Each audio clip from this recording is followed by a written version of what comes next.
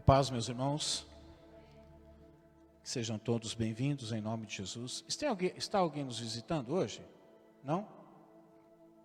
Visita é aquele que veio pela primeira vez, tá? Depois veio a segunda, já não é mais visita, já é da casa. Seja bem-vinda, viu, minha irmã? Seja bem-vinda. Amém. Quero convidar você a abrir no Evangelho de Lucas, capítulo 18.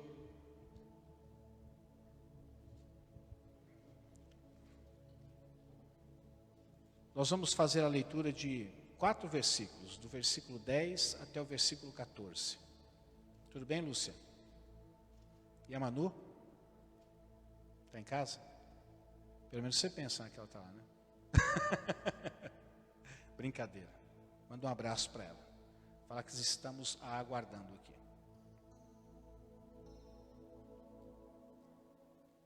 Tudo bem, Isaías? Seu cabelo enrolou mais ou você deixou de pentear? O que aconteceu? Você não penteou? Tá bom. Está começando a cair, está com medo de pentear?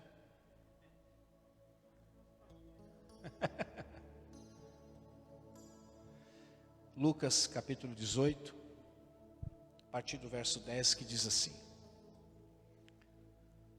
2 homens subiram ao templo para orar. Um deles era fariseu e o outro era publicano. O fariseu colocou-se em pé e orava no seu íntimo: Deus, eu te agradeço, porque eu não sou como esses outros homens, ladrões, corruptos, adúlteros. Aliás, eu não sou nem sequer como este publicano.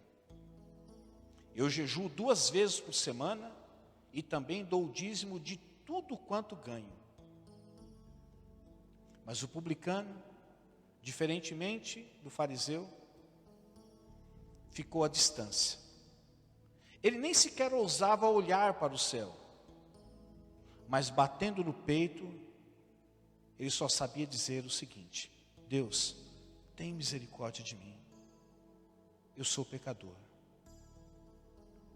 Eu lhes digo que este homem, ou seja, o publicano, e não o outro, ou seja, o fariseu, foi para casa justificado diante de Deus, pois quem se exalta sempre será humilhado, mas quem se humilha sempre será exaltado. Feche seus olhos só mais um instante. Só concorde com essa oração que eu vou fazer. Não precisa repetir, mas só concorde. Deus, o seu povo se reúne, não só aqui, mas em milhares e milhares de outros lugares, inclusive em casa.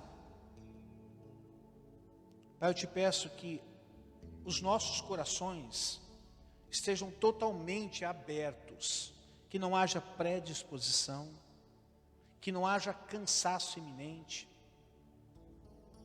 que não haja distração, que não haja nada que venha furtar a tua palavra de nós. Que o nosso coração esteja aberto de tal forma, Senhor, que nós possamos receber tudo aquilo que o Senhor deseja derramar sobre esta igreja, sobre aqueles que estão nos ouvindo em casa também pela live. Quanto a mim, Senhor, eu sei que é um privilégio muito grande estar aqui, mas eu nunca me esqueço da responsabilidade que parece-me ainda ser maior. Por isso, eu te peço que o Senhor me ajude, assim como tem me ajudado todas as vezes.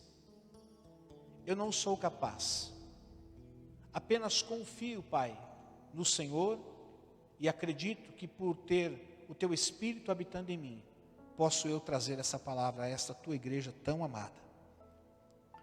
Então que os corações estejam totalmente dispostos a ouvir esta palavra nesta noite, em nome de Jesus.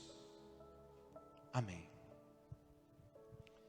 Se você ler o versículo anterior aqui ali, ou seja, o versículo 9, você vai ver que o texto se trata de uma parábola. Quando você tira o versículo 9, então você vê uma história ali. mas nada mais é do que uma parábola. E nós sabemos que Jesus, ele tinha o costume de contar parábolas. O que são as parábolas? Nada mais é do que uma história criada para ilustrar uma verdade para esse mundo físico, para as nossas vidas.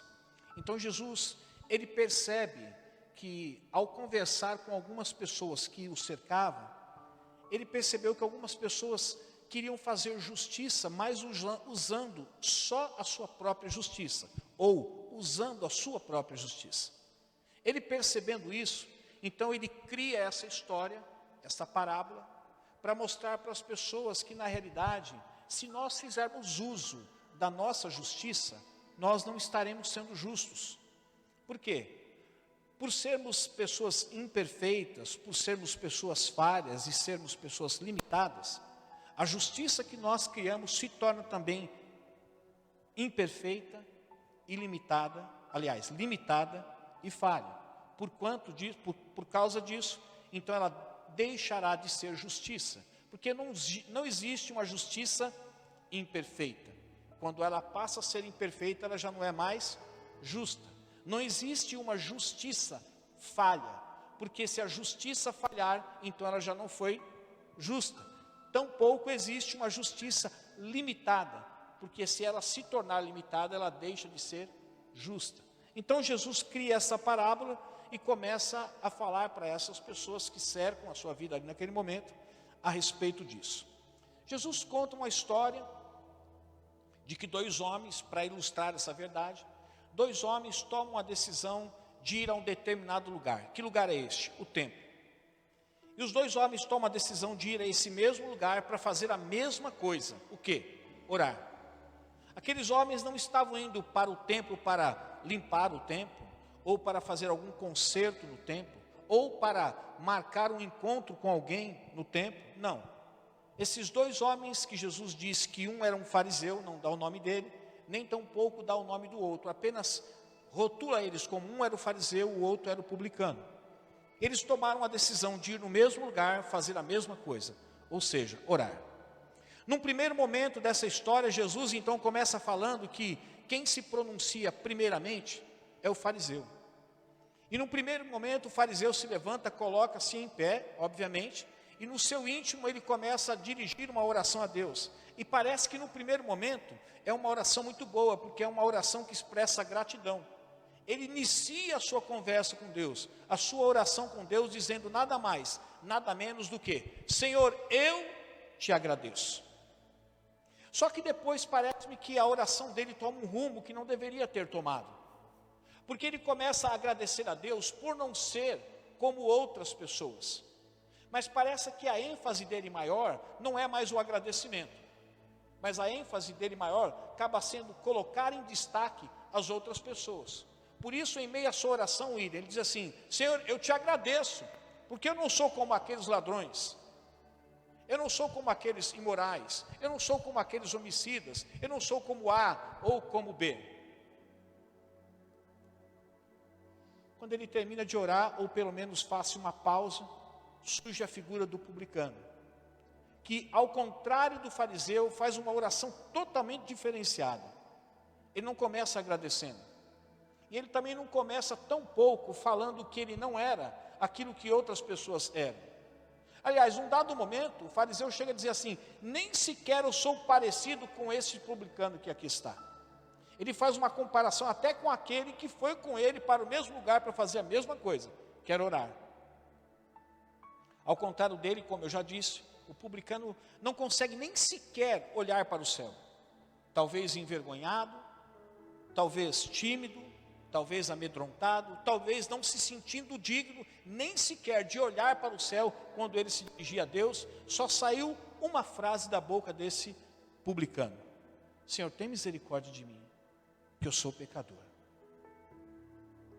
Quando Jesus, usando essa parábola, fala da postura do publicano e da postura do fariseu, no final ele conclui: sabe qual desses dois homens que foi para casa justificado os seus pecados? Não foi aquele que começou uma oração de agradecimento. Não foi aquele que começou a agradecer a mim por ele não ter se tornado um ladrão, ou por não ter se tornado qualquer uma daquelas pessoas que ele citou na oração. quem foi justificar diante de mim, quem foi justificar diante de Deus os seus pecados, foi o publicano que fez uma oração muito simples: Senhor, tem misericórdia de mim, que sou pecador. Eu queria essa noite falar com vocês sobre ações que nós temos, que a ação às vezes está certa, mas infelizmente, em meio à nossa ação, nós estamos fazendo o que é certo, mas de maneira errada. E uma das coisas que eu enxergo dentro desse texto, no que diz respeito ao fariseu, é que ele estava fazendo o que era certo, orando, mas ele estava orando de uma forma errada. Eu queria que juntamente com vocês parassem comigo para refletir um pouco sobre algumas coisas que certamente aconteceram apenas nessa parábola que Jesus citou. E que isso é de grande valia para as nossas vidas também. Porque às vezes nós pautamos a nossa vida naquilo que de certo estamos fazendo. E nos esquecemos do que nos levou a fazer aquilo que de certo estamos fazendo. E você vai perceber que para Deus algo que é de extrema importância, não que a ação não seja importante, mas que é de extrema importância para Deus, é o que te moveu a fazer aquela ação que você praticou, muito mais do que a própria ação. Então eu gostaria que você parasse agora, tentasse desprender o seu pensamento de qualquer outra coisa que talvez esteja ainda ocupando sua mente, e prestasse muita atenção, porque eu tenho certeza que lições preciosíssimas Deus quer entregar para cada um de nós, para que na nossa vida diária não se repita as mesmas coisas que talvez não, que certamente aconteceu na vida, embora seja uma parábola, na vida deste publicano e na vida, aliás, deste fariseu. Uma das verdades é que a gente precisa aprender, meu irmão, que é preciso saber que nem sempre as mesmas ações contêm as mesmas motivações. Olha que esses dois homens, William, eles estavam indo para o mesmo lugar. Qual era o lugar? O templo. Eles estavam indo fazer as mesmas coisas, ou a mesma coisa. Eles estavam indo ao templo orar. Mas quando o fariseu abriu a boca, e depois o publicano abriu a boca, se descobriu que embora eles estivessem no mesmo lugar, fazendo a mesma coisa, mas eles não tinham a mesma motivação para fazer o que eles estavam fazendo no mesmo lugar. Quando o fariseu abriu a boca, ele começou uma oração que muitas vezes talvez nós iniciamos: Senhor, hoje eu não estou aqui para retirar nada dos teus celeiros. Hoje eu não estou aqui, eu estou usando a música só para ilustrar, tá? Eu amo essa música. Eu não estou aqui para retirar nada dos teus celeiros. Eu não estou aqui para te pedir nada. Senhor, eu estou aqui para uma única coisa hoje. Eu só vim te agradecer. Eu vim te agradecer por tudo de bom que o Senhor tem feito na minha vida. Por todos os livramentos que o Senhor tem dado a mim e a toda a minha família. Pela tua extrema, se possa assim dizer, misericórdia para comigo, para com todos da minha casa. Para com a sua forte expressão da sua graça na minha vida, mesmo eu não merecendo nada daquilo que o Senhor tem me dado. O Senhor mesmo assim tem me agraciado. Só que é interessante que a oração deste fariseu não foi deste cunho, não foi dessa forma. Ele começa dizendo assim: Senhor, eu te agradeço. Mas eu te agradeço por causa de uma coisa, Senhor.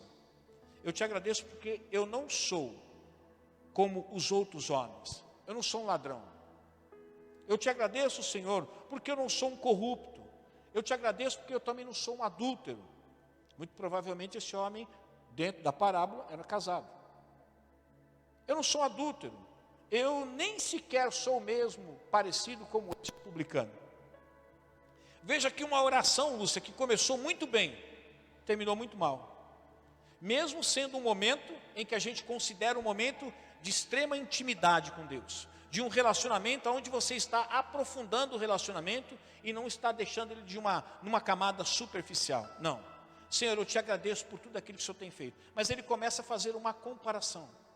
E a gente percebe na expressão do fariseu que o agradecimento que ele está fazendo a Deus é um agradecimento comparativo, dizendo assim: graças ao Senhor eu não sou como os ladrões, como os corruptos, como os adúlteros, nem sequer sou parecido com este homem que está aqui do meu lado, orando ao Senhor, que não tem a coragem nem sequer de levantar a cabeça, de olhar para os céus e fazer uma oração parecida com a minha. Sabe, meus irmãos, você vai encontrar pessoas fazendo coisas certas, tendo ações que são admiráveis, mas o que Deus vai contar em primeira instância, eu sei que instância primeira, segunda, terceira assusta um pouco vocês, mas em primeira instância, o que Deus vai contar não é o que você faz, mas sempre o porquê você está fazendo. A pergunta hoje pela manhã, dentre tantas coisas que foram ditas, é: por que você está aqui? Por que você está aqui? O que você veio fazer neste lugar? E a resposta que você der a você mesmo, vai mostrar a você mesmo se a motivação que te trouxe a este lugar é uma motivação certa, é uma motivação saudável, é uma motivação salutar, é uma motivação admirável. Ou talvez você tenha vindo a este lugar simplesmente porque já faz algum tempo que você não vem. Ou talvez você tenha vindo a este lugar porque você não conseguiu resolver os seus problemas. E você entende que estando neste lugar e juntamente, coletivamente, orando a Deus, Deus pode suprir a sua necessidade. E eu não estou aqui para julgar as suas motivações, mas eu estou aqui para levar você a um lugar onde você mesmo possa perceber se a motivação que faz você fazer o que você faz é uma motivação admirável, uma motivação certa. É uma motivação que agrade o coração de Deus, tanto quanto a ação que você está tendo. Que ação é essa? Por exemplo, a de estar aqui nesse lugar hoje. Quando eu falo para os jovens, estar no encontro de jovens, é claro que a gente sempre tenta motivá-los para estar aqui, porque sempre existe alguma coisa mais interessante, ou pelo menos, retire o que eu disse, talvez pelo menos existe alguma outra coisa interessante, que possa talvez furtar deste jovem ou destes jovens a oportunidade de poder estar aqui e ser edificado.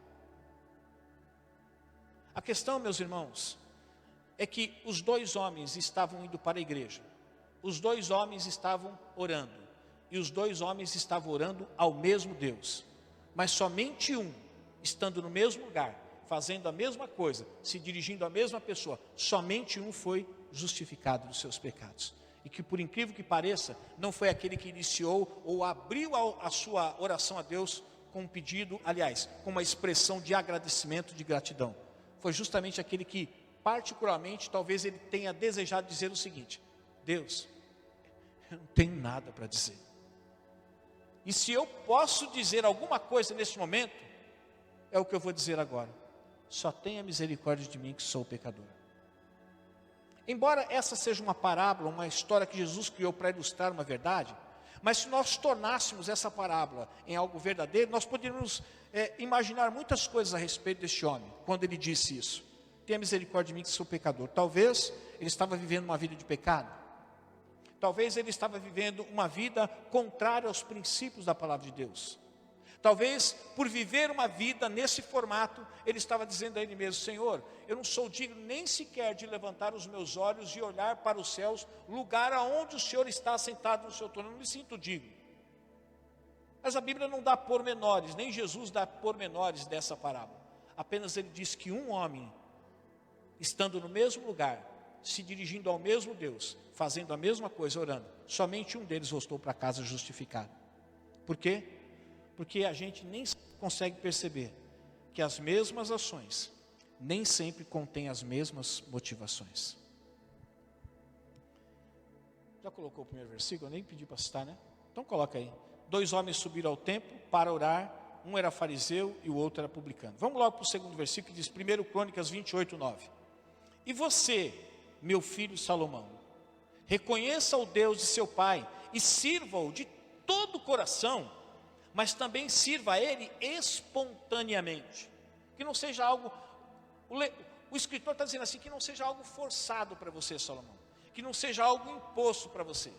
Que não seja uma força coercitiva, um poder maior que faz com que você venha a servir a Deus. Não, que você venha a servir a Deus, mas que seja algo espontâneo. Que você esteja na presença de Deus, que você busque a Deus, que você sirva a Deus, da melhor forma que você puder, mas que seja algo que nasça dentro de você mesmo. E ele conclui dizendo: Pois o Senhor, o Senhor, Ele sonda todos os corações. E sabe de uma coisa? Ele conhece a motivação de cada pensamento. Por isso, muito mais do que você fazer o que é certo, aquilo que Deus até deseja que você faça, é você investigar você mesmo a respeito do que está te movendo a fazer aquilo que é certo. Mas talvez o que te motiva, o que te impulsiona, o que te movimenta para fazer o que é certo, ainda não está certo. Jesus estava dizendo para esse homem, o fariseu: você está no lugar certo, fazendo a coisa certa, ao Deus certo, mas a tua motivação está errada. Quantos de nós às vezes estamos na igreja, viemos para o culto para adorar a Deus, adorar que Deus, o mesmo Deus, mas o que nos moveu a estar aqui? O que te moveu a estar aqui? Se eu fizesse essa pergunta para você, não vou fazer, mas ao mesmo tempo vou fazer para que você responda a você mesmo. Por que você está aqui hoje? Qual o motivo da sua vinda até a igreja?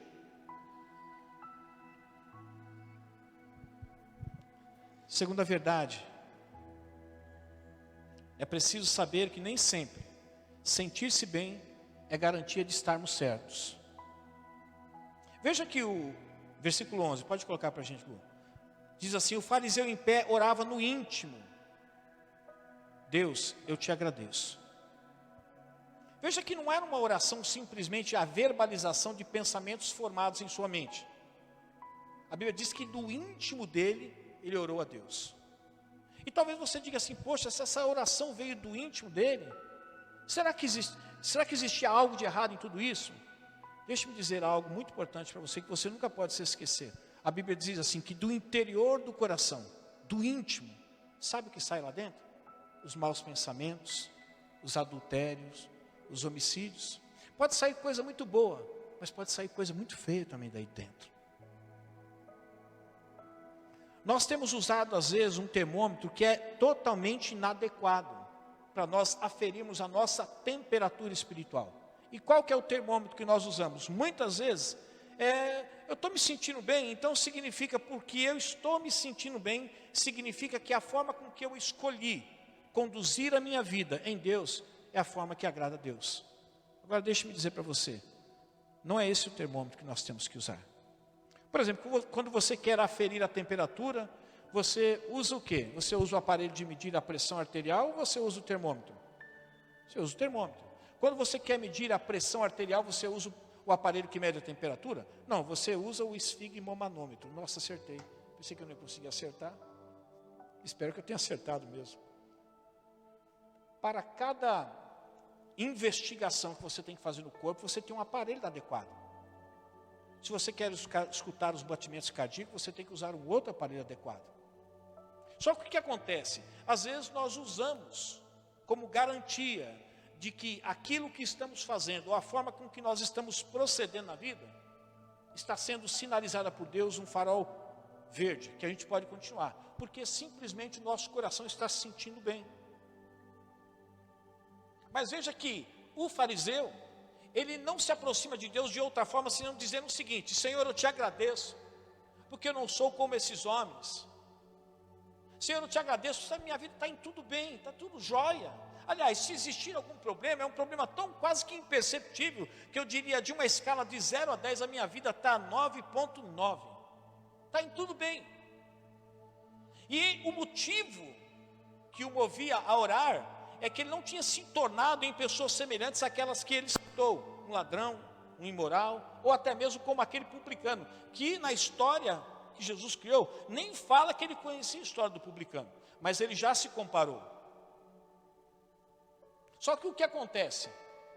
Para ele estava tudo bem, Franklin, mas no final, a Bíblia diz que quem voltou justificado dos seus pecados, não é aquele que elevou a Deus uma oração de agradecimento, dizendo: Senhor, muito obrigado, minha vida está indo de vento em popa.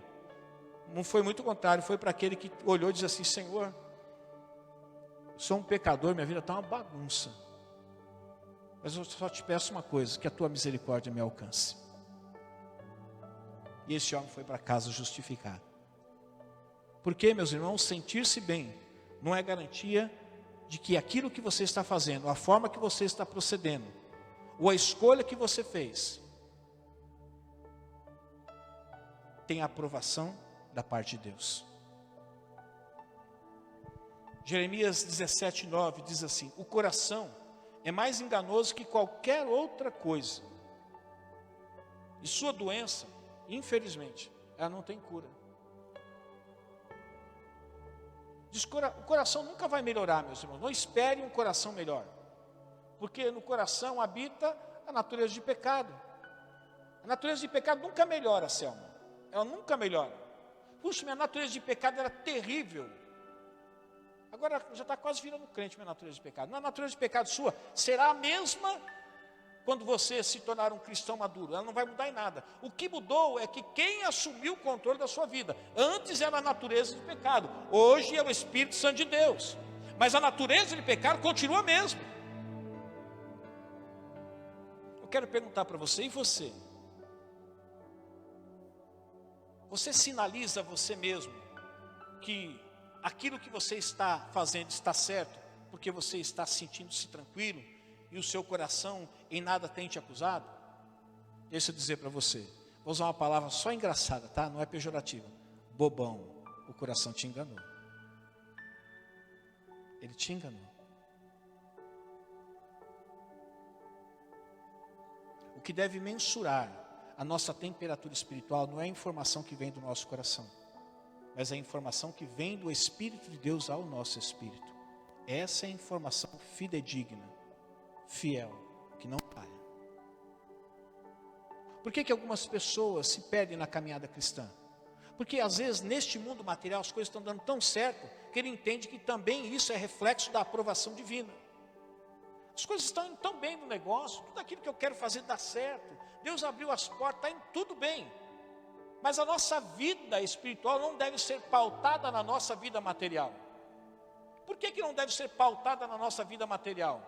Porque se a vida espiritual for pautada na vida material, eu vou dizer para vocês que os pobres e os miseráveis, os paupérrimos, nunca terão uma vida espiritual satisfatória diante de Deus. E somente aqueles que são abastados, os ricos, é que terão uma vida espiritual invejável.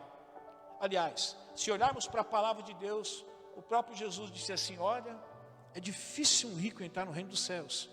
E quando ele disse isso, mais que rapidamente os apóstolos se pronunciaram: ah, então se é desse jeito?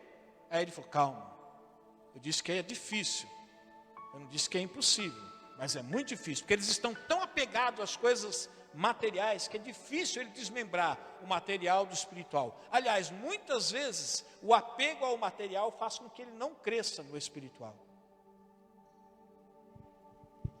Terceira verdade, é preciso saber que nem sempre a prática do certo compensa a prática do que é errado.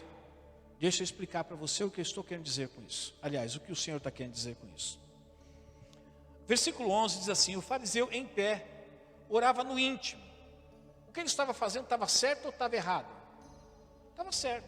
Ele estava orando a Deus, no íntimo.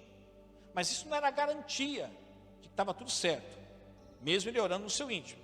Aí ele diz: Deus, eu te agradeço porque eu não sou como esses homens, ladrões, corruptos, adúlteros, nem mesmo como este publicano. O que ele começou fazendo estava certo, orando a Deus. A oração saiu de um lugar que é adequado sair. Mas o que saiu do lugar que é adequado sair, saiu errado. Ele começou a fazer comparações. A prática do que é certo não vai compensar a prática daquilo que é errado. Ou seja, ele orou a Deus e agradeceu a Deus. Isso está certo ou está errado? Por ele não ser como esses homens. Mas quando ele comparou, inclusive ao próprio publicano que lá estava, ele jogou tudo no lixo, aquela parte que era certa. Ou talvez ele entendeu que porque ele estava agradecendo a Deus por não ter se tornado em homens semelhantes àqueles que ele citou, então aquilo que ele disse, ou a forma que ele disse, ele se referiu a esses homens, então compensaria. Deixa-me dizer algo para você muito importante. Quando eu digo que a prática do certo não compensa do que é errado, vamos imaginar que eu e Douglas nos venhamos nos desentender. E em meio à caminhada eu percebo que quando o Douglas foi para a casa dele, eu percebi que eu flagelei, que eu feri, que eu lancei sobre ele palavras indevidas. O que eu vou fazer? Eu tenho uma dificuldade tremenda em pedir perdão. Então quando o Douglas vier no próximo culto, ou quando eu for na casa dele, eu vou chegar lá com uma caixa de bombom para ele. Ou talvez eu vou chegar lá para ele e falar assim: olha filho, eu comprei um programa agora, programa esse que eu nunca paguei, comprei um programa para você colocar no computador, e esse programa vai ser uma bênção para você. Só que dentro do Douglas, existe o quê? Aquele incômodo, aquele desentendimento. Mas eu estou tentando compensar com algo certo para ele, aquilo que de errado eu fiz. Deixe-me dizer para você uma coisa muito importante. Só existe uma forma de você compensar com aquilo que é certo, aquilo que de errado você fez: pedindo perdão. Não adianta você querer consertar com presentes. Não adianta você querer consertar de uma outra forma que não seja o caminho do perdão. Eu não sei quantos já leram aqui as linguagens do amor, que fala sobre o relacionamento de casal, mas também o mesmo autor escreve sobre as 5 linguagens do perdão. A questão não é a pessoa não falar a sua linguagem do perdão, porque essa linguagem do perdão era universal. Se você fez um mal a alguém, o que de certo você pode fazer não é dar para ela um dinheiro, não é pagar para ela um pacote de passagem, não é dizer para ela que você está fazendo um almoço para ela, mas é você simplesmente chegar nela e dizer assim: Douglas, antes de mais nada, eu quero pedir perdão por aquilo que eu fiz contra você. O fariseu, quando ele disse que: Senhor, eu te agradeço por eu não ser como esses homens, ele poderia ter dito apenas uma coisa: Senhor, eu te agradeço por o Senhor ter me livrado de eu ter me tornado numa pessoa tão ingrata ao Senhor. Mas ele começou a descrever as pessoas que faziam aquilo que ele não fazia. E quando ele fez isso, ele achou que por ter se dirigido a Deus com gratidão, por Deus não ter permitido ele se tornar aquilo que os outros homens se tornaram, ele se esqueceu que a forma com que ele estava se referindo aos outros homens era uma forma ofensiva. Mas ele entendeu que aquilo que ele estava fazendo de certo estava compensando aquilo que ele estava fazendo de errado. E nós cristãos precisamos aprender que não é assim que a verdade do Evangelho nos ensina. Não adianta você errar e querer consertar o seu erro fazendo algo que é certo, sem antes começar com aquilo que é certo, reparando o seu erro através da formalização de um pedido de perdão. Por que muitos relacionamentos vão se desgastando? Por que muitas vezes as mulheres não querem mais ficar com seus maridos? Ou seus maridos não querem mais ficar com as suas esposas? Porque erram, ou o marido erra, ou a esposa erra, mas depois vem com alguns agrados. Mas nada mais ele quer ou ela quer do que simplesmente uma coisa: me perdoe pela forma com que eu te tratei. Ele não quer um presente, ele não quer um relógio, ele não quer uma caixa de bombom, ele não quer uma viagem. Ele só quer uma coisa: que você reconheça o seu erro. E não que você agora pegue aquilo que de certo você está fazendo, talvez dar uma viagem, dar um presente, alguma coisa, tentando compensar aquilo que de errado você fez. Mateus 23 diz assim: ai de vocês, mestres da lei, fariseus e hipócritas, vocês dão o dízimo da hortelã, do endro e do cominho, mas têm negligenciado os preceitos mais importantes da lei: a justiça, a misericórdia e a fidelidade. O que Jesus estava dizendo aqui? Aquilo que vocês estão fazendo inicialmente está certo. Vocês estão sendo contribuintes da obra de Deus. No entanto, vocês estão esquecendo de algo que é muito mais importante. Não que isso que vocês façam não é importante, mas algo muito mais importante do que você ser um dizimista. Mas você ser alguém que pratica a justiça, a misericórdia e também a fidelidade. Ele conclui dizendo: vocês devem praticar estas coisas, ou seja, a justiça, a misericórdia e a fidelidade, mas não devem se esquecer daquelas. Eu vou ilustrar da mesma forma que eu fiz hoje pela manhã. Algumas pessoas podem dizer assim: olha, eu sou uma pessoa de oração, sou uma pessoa de jejum, mas eu só não sou dizimista. Aquilo que você está fazendo de certo, ter uma vida de oração e uma vida de jejum, não vai compensar aquilo que você está deixando de fazer, que é errado, deixar de ser dizimista. E também o contrário pode ser. Você pode dizer assim: eu sou um dizimista de peso, eu ajudo muito financeiramente a igreja, só que eu não sou uma pessoa de oração, não sou uma pessoa de leitura da palavra de Deus. O seu dízimo, mesmo sendo ele alto, não vai compensar a sua negligência na sua vida de oração, na sua vida de leitura da palavra de Deus. Mas às vezes, inconscientemente, nós traçamos esse perfil para nós mesmos. Olha, eu não oro, eu não leio a Bíblia. No entanto, eu jejuo pelo menos 2, 3, 4 vezes por semana o dia todo. Como se o jejum 4 vezes por semana, o dia todo, fosse compensar a falta de leitura bíblica, a falta de oração e a falta da contribuição na igreja, porque a igreja também precisa. Outras pessoas vão dizer assim, ó, olha, eu oro e jejuo, eu oro e leio a palavra de Deus, eu só não jejuo. Como se a oração e a leitura fosse compensar a vida negligente dele do quê? De jejum. Quero terminar aqui, porque 2 coisas estão acontecendo. O tempo está passando e a bateria está acabando, tá? Por último, é preciso saber que nem sempre a vida espiritual se resume a disciplinas, mas a relacionamento. Veja que no versículo 12, o argumento que esse homem, que Jesus criou a história, ele usa, diz assim, olha, eu jejuo 2 vezes por semana e eu posso presumir, como Jesus não citou o tempo, mas eu posso presumir que esse homem jejuava 2 vezes por semana e provavelmente ele jejuava o dia todo. Então eram 2 dias que ele jejuava o dia todo. E ele diz, outra coisa eu faço, eu dou o dízimo de tudo quanto eu ganho. Eu não sou um dizimista apenas do salário que eu recebo mensalmente, mas qualquer negociação financeira que eu faço, se eu tenho lá em casa lá um armário, eu vendi por R$200, eu dou o dízimo também daquele armário. Só que esse homem, ele entendia que porque essas disciplinas espirituais existiam na vida dele, ou seja, o jejum e também a contribuição financeira, estabelecia um relacionamento com Deus. Deixe-me dizer para você, embora as disciplinas espirituais façam parte daquele que tem um relacionamento com Deus, mas disciplina espiritual não é sinônimo de relacionamento com Deus. Pastor, mas por exemplo, uma disciplina espiritual muito importante é a oração. Como é que eu não estou tendo um relacionamento com Deus? Olha, o texto diz, esse homem não jejuava? Jejuava. Esse homem não contribuía? Contribuía. Esse homem estava onde? Na igreja, no templo. Esse homem não orava? Orava. Ele realizava todas as disciplinas espirituais, ele orava, ele jejuava, ele lia a Bíblia, ele estava no templo, ele fazia tudo isso. No entanto, quem voltou justificado para casa foi o outro, não ele. Por quê? Porque ele não estabeleceu um relacionamento de intimidade com Deus. Mesmo sendo alguém que jejua, mesmo sendo alguém que vai ao templo, mesmo sendo alguém que orava, e mesmo sendo um dizimista, mas ele não tinha um relacionamento profundo com Deus. Veja que a prática da disciplina espiritual não conduziu esse homem a um relacionamento com Deus de profundidade ou de intimidade. E o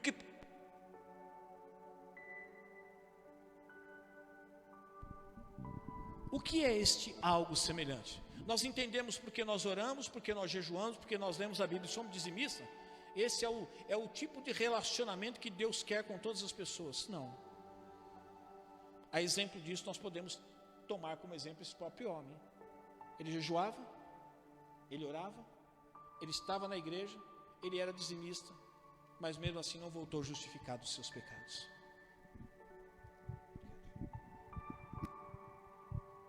Eu vou usar a mesma ilustração que eu usei pela manhã, e eu quero que você entenda aonde eu quero que você chegue junto comigo. Relacionamento é uma semente que deve ser plantada. A oração, o jejum, a leitura da palavra de Deus, as suas vindas aos cultos para desenvolver uma vida congregacional, é só um regador. Aonde você vai chegar e vai regar o quê? A semente. Qual é a semente? O relacionamento que você tem com Deus. Se você encher o seu regador de oração, de leitura da palavra de Deus, de jejum, das suas contribuições dentro do regador, mas se no solo não houver nenhuma semente, você pode aguar a vida toda, nada vai nascer ali. Por quê? Porque relacionamento é algo muito mais profundo. Não são as disciplinas espirituais que determinam o relacionamento, mas é o relacionamento que vai determinar as disciplinas espirituais. Eu sempre tive muito medo, por ser uma pessoa pragmática ou prática, de tornar o meu relacionamento com Deus numa sinopse. O que é a sinopse? Você contar a história toda, o livro tem 360 páginas, você faz uma sinopse e resume em meia página. Bom, Deus, eu já orei, eu já li a Bíblia, hoje eu estou de jejum, e hoje eu vou para o culto, então está tudo certo, é esse o meu relacionamento com Deus. Não. Se você está nesse caminho, eu diria para você, não abandone o regador, mas não se esqueça de plantar a semente. A semente só vai crescer através do regador, mas o regador não vai fazer aparecer uma semente, que é o relacionamento com Deus. Eu termino essa mensagem citando João 15:15, que diz assim: já não os chamo de servos, porque o servo não sabe o que o seu Senhor faz. Em vez disso, eu os tenho chamado de amigos, porque tudo o que eu ouvi de meu Pai, eu lhes tornei conhecido. Quem é que tem a agenda? É o escravo que tem a agenda do Senhor ou o Senhor que tem a agenda do escravo? É claro, que é o Senhor que tem a agenda do escravo. Até porque é Ele que determina ao escravo o que ele vai fazer. Mas é interessante que Jesus disse assim: eu não quero mais chamar vocês de escravos nem de servos. Sabe por quê? Porque eu estabeleci um relacionamento com vocês que não cabe mais o termo escravo e servo. Eu quero trocar, o termo que cabe agora é amigo. E vamos e venhamos, meus irmãos. Embora você possa dizer, você conhece o João que mora aqui no prédio? Ah, o João conhece, é meu amigo. Se você falar com o Serjão, qualquer lugar que você levar ele, fala assim: eu estou indo naquele lugar comprar, você está indo naquele cabeleireiro, aquele cara é meu amigo. Não tem um cara que ele não conhece aqui em São Miguel. O Serjão conhece todo mundo. E virou um costume nosso mesmo, às vezes, se referir às pessoas que nós conhecemos como amigos. Inclusive, não vou falar isso. Amigos. Só que a gente sabe que quando a gente pega todo aquele conjunto de pessoas que a gente chama de amigos, e a gente começa a escolher os dedos da mão para dizer, deixa eu ver qual desses realmente são meus amigos, talvez os dedos que compõem uma única mão ainda sejam muitos. Porque amigo é aquele que você desenvolve um relacionamento de intimidade, onde você conta o seu sucesso, ou você conta os seus ganhos, de você ter sido bem sucedido, e ele vai se alegrar com você. E quando você contar para ele que você fracassou, você não vai diminuir o valor que você tem para ele, porque isso é relacionamento, e é um relacionamento de intimidade. Jesus estava dizendo: olha, eu não chamo mais vocês nem de servos, nem de escravos, mas de amigos, porque tudo que o Pai falou para mim, eu já disse para vocês. Não existe segredo entre nós, entre eu e vocês, porque tudo que o Pai revela para mim, e que Ele quer que eu passe para vocês, eu tenho passado para vocês. Eu quero terminar essa mensagem perguntando para você: como tem andado as suas motivações? Não as suas ações são conhecidas, talvez por um público maior, talvez por um público menor. O público maior talvez seja o seu trabalho, as pessoas com as quais você convive externamente, fora da sua casa. Mas se não for conhecida por esse público, é conhecida por um público menor chamado família. Então as suas ações, elas são conhecidas. Mas como tem andado na sua vida as suas motivações? O que tem te movido a fazer o que de certo você tem feito? Porque nós agimos às vezes tão instintivamente, que a gente nem sabe avaliar o que nos moveu a fazer o que nós fizemos, e que apesar de que aquilo que nós fizemos é certo, a gente ainda não descobre o que nos moveu a fazer, porque foi algo instintivo. Quando a gente pensa sobre isso, a gente vai para Coríntios 13 e diz assim: olha, ainda que eu falasse a língua dos homens, a língua dos anjos, tivesse uma fé que movesse montanhas, e ele chega para finalizar e diz assim: ainda que eu entregue a minha vida em favor de alguém, se eu não tiver amor, porque a expressão de você entregar uma vida por alguém, parece que já é uma expressão de amor, mas você pode fazer isso instintivamente. Por exemplo, se eu vejo uma criança atravessando a rua, nunca vi essa criança, e eu percebo que ela, ao atravessar a rua, vai ser atropelada por um carro, eu não vou ficar assistindo o atropelamento, eu vou salvar a vida daquela criança, porque eu amo aquela criança, porque eu tenho afinidade com aquela criança, porque aquela criança é tudo para mim, ou se não for uma criança, troca o personagem, for uma pessoa de idade, se não for uma pessoa de idade, for um jovem, é porque eu conheço, porque eu amo? Não, é porque instintivamente é isso que algo diz para eu fazer, mas não representa que eu amo aquela pessoa. A motivação é algo que está muito mais escondido do que nós imaginamos, e que às vezes quando nós descobrimos, Camila, o que nos moveu aquilo que de certo nós fizemos, às vezes se torna errado, não o que de certo nós fizemos, mas aquilo que nos moveu a fazer o que nós fizemos. Eu quero perguntar para você, aliás, afirmar para você, sensação de satisfação não nos garante assertividade. Não é porque você está se sentindo bem, da forma com que você escolheu o formato da sua vida e conduzir a sua vida, que tudo aquilo que você está fazendo está agradando o coração de Deus. Não é porque as coisas financeiras estão indo bem, não é porque a sua saúde está indo bem, não é porque os relacionamentos com os quais você tem prazer de desenvolver e aprofundar está indo tudo bem, que isso está tendo um sinal da parte de Deus de que você está conduzindo a sua vida de uma forma que agrada a Deus. Não. Veja que a oração do fariseu foi dizer assim: Senhor, eu te agradeço, porque eu não sou como este, aquele ou aquele outro. Nem sempre fazer o certo vai compensar aquilo que nós fizemos de errado. Por que eu usei a palavra nem sempre? Porque existe algo, como eu disse para você, que é certo fazer e que vai compensar aquilo que de errado você fez, que é o pedido de perdão. Mas quando eu disse que nem sempre, é porque quando você extrai o pedido de perdão e você começa a trabalhar com o lado compensador, já que eu fiz um mal para essa pessoa, eu não vou formalizar o pedido de perdão, mas eu vou fazer vários bens para ela. Nenhum desses bens vai compensar o mal que você fez.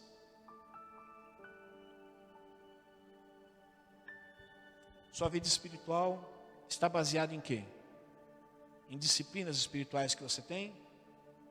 Você tem oração? Oração em casa, oração no monte, oração no banheiro, oração na madrugada. Você tem seu período de leitura da Bíblia. Você tem os seus dias em que você pratica o jejum. Você é um dizimista fiel. É isso que define o seu relacionamento com Deus? Deixe-me dizer, isso é só o regador. Ainda falta a semente. Tudo isso deve fazer parte da vida do cristão. A vida de oração, de leitura, de jejum, contribuir, relacionamento com os irmãos, tudo isso deve fazer parte. Mas isso é só o regador.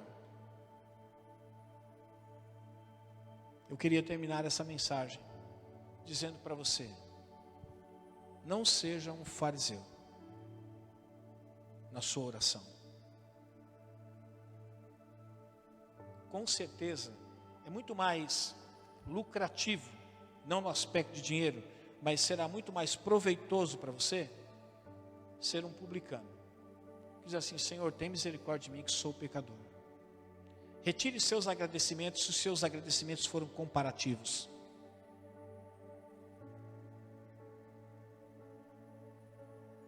Eu quero ir para casa hoje pensando sobre isso, e quero que você vá para casa também pensando sobre isso. Se nós temos conduzido a nossa vida muito mais como um publicano ou como um fariseu, se a gente está valorizando só as nossas ações, esquecendo das motivações, então nós estamos tendo uma atitude muito mais parecida com o fariseu do que com o publicano. Se a gente está usando como termômetro o prazer que o nosso coração gera para nós mesmos, os sentimentos, para dizer que nós temos a aprovação de Deus, também estamos muito mais no caminho do fariseu do que do publicano. Aliás, por que a oração é tão difícil? Porque às vezes você vai para a oração e o coração fica, ai que ruim, joelho, eu tenho que ficar falando com Deus, ai coisa difícil. A sensação não é das melhores. É das melhores depois que você termina a oração, mas para iniciar não é das melhores. E ao contrário, às vezes você não vai para a oração e faz um negócio tão gostoso, vai comer, vai passear e fala assim: nosso dia foi maravilhoso hoje. Porque o coração diz para você: olha, foi bom. Mas aí você para, poxa, eu não tive um minuto de oração com Deus. Quer dizer, o coração proporcionou para você uma sensação ruim quando você quis orar. Por conta disso você até saiu da oração. E proporcionou uma sensação muito boa quando você foi dar a você aquilo que você queria e não aquilo que você precisava.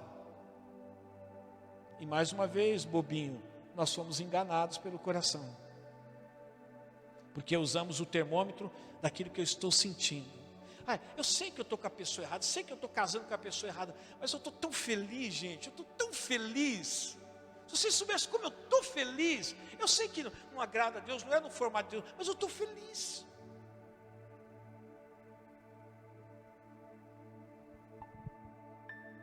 Quando você fizer algo de errado, não fique fazendo coisas do outro lado para compensar. Só faça uma coisa. Formalize um pedido de perdão. Vai sair mais barato. E quando você resolver dar um presente, você pode ter certeza que ele vai ser muito mais bem recebido por você ter formalizado um pedido de perdão do que você simplesmente... Tem gente que diz assim, é o meu jeito de pedir perdão, é o meu jeito de amar. O cristão não tem direito de selecionar jeito. Jesus disse assim, eu quero que vocês amem, mas deixa eu dizer uma coisa, eu quero que vocês amem como eu amei. Não é amar do seu jeito. Quando ele diz assim, eu quero que vocês perdoem, mas eu quero que vocês perdoem como eu perdoei, não é do seu jeito. Para tudo tem uma orientação da palavra de Deus. Como devemos amar? Como o mestre amou. Como devemos perdoar? Como o mestre perdoou. Não é, eu amo, esse é o meu jeito de amar, esse é o meu jeito de perdoar. Você não tem direito de usar o seu jeito para tornar o seu jeito algo legal. Porque o que é legal e aplaudido por Deus e aprovado por Deus, é se você está dentro do formato do jeito de Deus, amando do jeito que Deus quer que você ame e perdoando do jeito que Deus quer que você perdoe. Um jeito que eu encontrei de perdoar a pessoa, nunca mais, está perdoado, mas eu não quero ver mais ela, nunca mais na minha vida. Mas ela vive a vida dela, isso não é perdão e nunca será perdão. E nem é uma forma de perdão. Eu quero que você vá para a sua casa, perguntando para você, como é que estão as disciplinas espirituais da sua vida? Eu estou indo bem. E como é que está o seu relacionamento com Deus? Porque disciplina espiritual não é relacionamento com Deus. Eu vou finalizar só fazendo uma colocação do que eu fiz pela manhã que me veio agora à mente.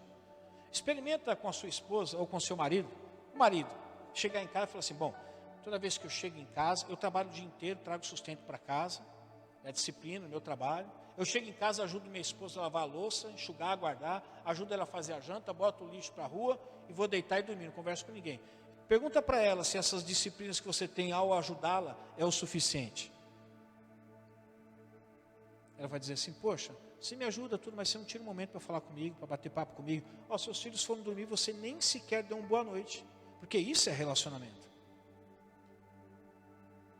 A gente às vezes aprendeu, por exemplo, em meia oração, que a oração é a gente falar o tempo todo, né? E que se a gente silenciar, o cara acabou a munição do que ele tem que falar. Às vezes a oração é você silenciar.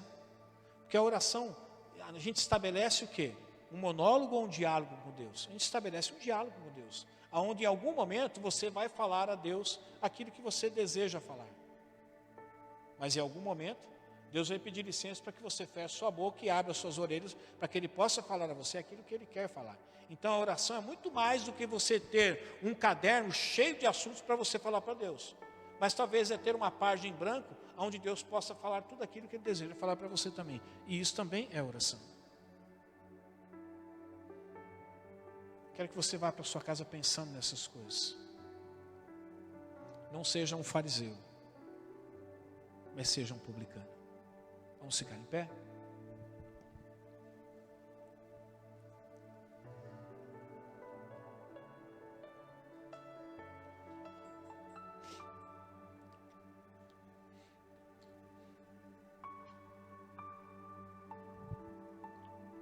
Jesus, certa vez, disse assim,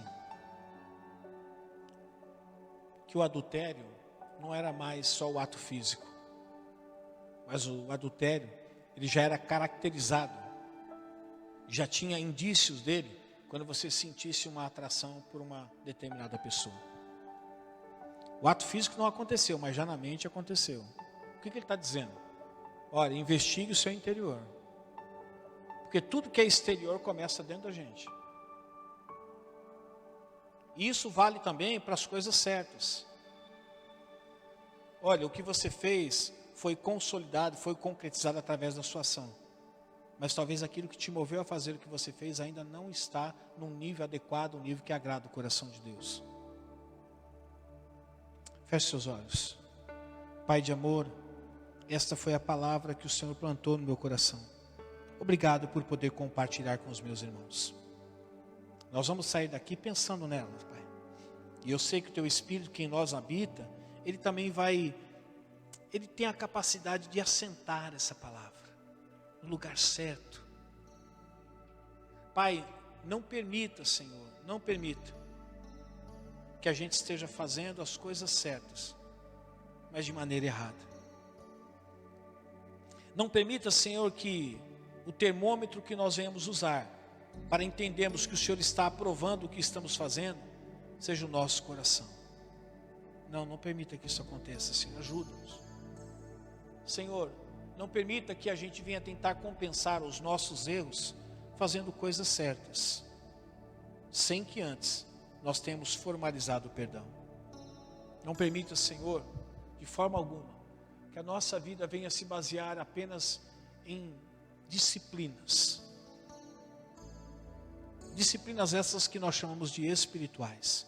E podem até ser. Mas que o nosso relacionamento não se estruture nisso. Que seja algo muito mais profundo.